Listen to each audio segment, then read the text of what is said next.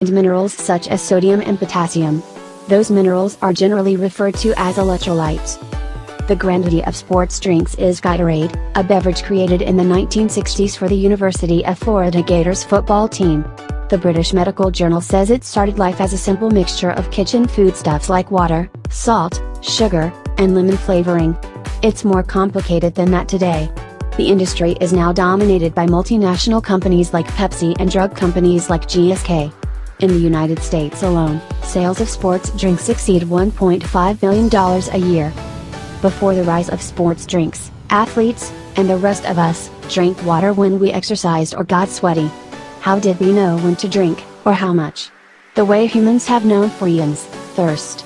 But as the BMJ team describes, sports drink makers spend a lot of money sponsoring less than rigorous research, damning thirst as a guide to hydration and casting doubt on water as the beverage for staying hydrated.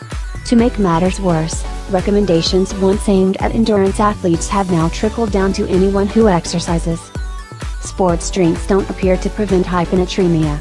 A study of marathoners by Harvard-based researchers found that 13% had some degree of hyponatremia, and that it was just as likely to happen among those who guzzled sports drinks during the marathon as it was among those who stuck with water. I asked Dr. Francis Wayne, the team physician for Harvard Athletics, what he tells athletes about thirst and fluids. For most players, thirst is a good guide for hydration, he said. Athletes who have had muscle cramps may need to drink extra, and may need more electrolytes. What about the rest of us, who may run a couple miles in the morning or play a few sets of tennis? Thirst should be our guide, and water our beverage. One concern with sports drinks is that they deliver unneeded calories. Some contain 150 calories, the equivalent of 10 teaspoons of sugar.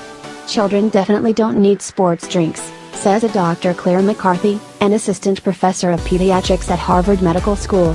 As for adults, Tim Noakes, professor of exercise and sports science at University of Cape Town in South Africa, told the BMJ, far from turning casual runners into Olympic athletes, if they avoided the sports drinks they would get thinner and run faster.